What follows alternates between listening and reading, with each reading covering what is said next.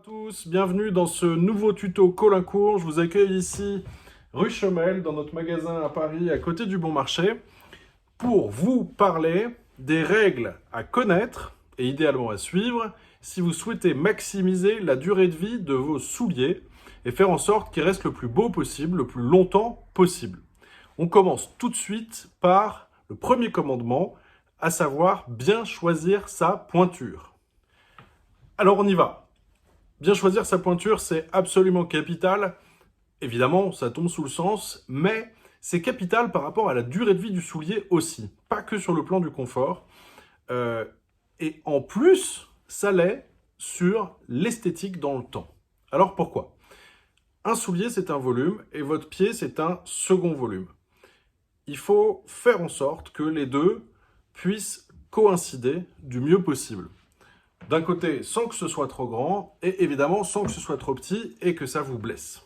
Avant d'en venir à des recommandations vraiment concrètes, je voudrais vous expliquer où vous mettez votre pied, dans quoi vous mettez votre pied. Ça va vous aider à comprendre ce que je vais vous expliquer par la suite. Alors, un soulier, il est composé de deux parties rigides, la première à l'avant et la deuxième à l'arrière, et d'une deuxième partie qui va être le reste du soulier, qui lui sera entièrement libre de renfort. Regardez, si j'appuie ici, j'ai aucune marge de pression. Si j'appuie ici, c'est pareil, on sent que c'est vraiment dur. En revanche, si j'appuie ici, vous voyez que j'ai une vraie flexibilité de la matière. Lorsque vous entendez un soulier, ça se détend. Ça veut dire quoi? En fait, c'est à la fois complètement vrai et complètement faux. Ça dépend de quelle zone du soulier on est en train de parler. Si on est sur la partie avant, donc le bout dur, ou sur la partie arrière, les contreforts, ça ne va jamais se détendre.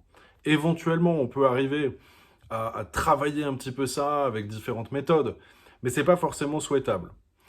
En revanche, sur la partie centrale, qui est non renforcée, celle-ci, là où la largeur de votre pied va être le maximum, là, ça va se détendre, ça va jouer, et donc, c'est la zone sur laquelle il faut que votre pied soit bien maintenu, presque, je ne vais pas dire serré, mais en tout cas vraiment proche du pied, de façon à ce que quand la matière va rendre un petit peu de pression, lorsque la matière elle va bouger et se faire autour de votre pied, ça restera un soulier confortable, c'est-à-dire qui vous maintient le pied. A l'inverse, ce qu'il faut chercher à éviter à tout prix, c'est d'avoir les orteils qui vont buter contre le bout de la chaussure. Si vous avez une gêne à ce niveau-là, c'est absolument rédhibitoire parce que le soulier, il va jamais se faire à cet endroit-là et vous allez souffrir, et puis souffrir pour rien. Donc en résumé, il faut chercher à bien remplir la zone qui est ici, qui est la plus large du soulier, celle qui va se faire dans le temps, et éviter à tout prix d'avoir une gêne lorsque le soulier est neuf, lorsque vous les essayez en magasin ou chez vous, au niveau du bout. Alors maintenant, on passe à l'arrière du soulier. On a remarqué ça assez régulièrement. Souvent, les gens sont assez étonnés lorsqu'on leur dit qu'il faut maintenir un tout petit espace de vide entre votre talon et le contrefort, donc la partie rigide du soulier. En fait, un soulier correctement chaussé, c'est un soulier dans lequel, à l'arrière, vous pouvez glisser légèrement la première phalange de votre petit doigt. C'est une règle qui fonctionne assez bien et il faut essayer de la tenir. Autrement dit, sur la partie arrière, il faut éviter de sentir une pression trop forte au niveau du talon parce que voilà, c'est pas forcément souhaitable. Ensuite, ce qu'il faut savoir, c'est que plus la matière d'un soulier va être souple, plus il va falloir que vous le choisissiez près du pied. Pourquoi? Parce qu'il va se détendre davantage. Ça paraît un peu idiot comme ça, mais on n'a pas forcément toujours ça en tête lorsqu'on choisit une paire de chaussures. C'est bon de le rappeler. À l'inverse, plus la matière va être rigide, plus il faut s'accorder un tout petit peu de souplesse au niveau de la largeur. Pour terminer, j'aimerais vous confier une petite astuce qui va s'avérer extrêmement utile, notamment pour ceux d'entre vous qui achètent des souliers à distance, que ce soit sur Internet ou pas, peu importe, mais qui vont essayer leurs souliers chez eux.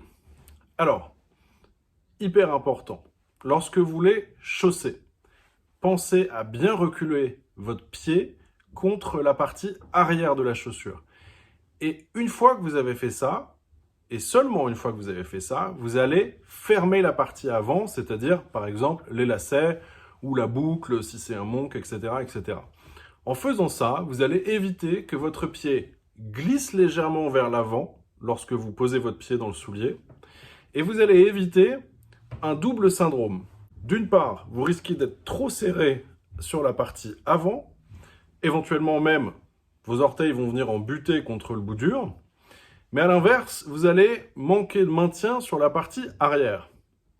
Et là, c'est dommage parce que vous allez considérer que la pointure n'est pas la bonne, alors que si vous aviez cette astuce en tête, si vous faites attention à ce petit geste-là, vous allez en fait chausser le soulier tel qu'il devrait être chaussé, et du coup, la pointure, telle que vous allez la ressentir, va vraiment vous donner les bonnes informations. Si en faisant ça, vous avez une gêne au bout, ou une gêne à l'arrière, peu importe, c'est que vraiment, la pointure ne convient pas. À l'inverse, si vous respectez cette petite règle, voilà, vous avez toutes les chances de déterminer que la pointure va être la bonne. Voilà, c'était le premier commandement, bien choisir sa pointure. Après tout, ça commence par là.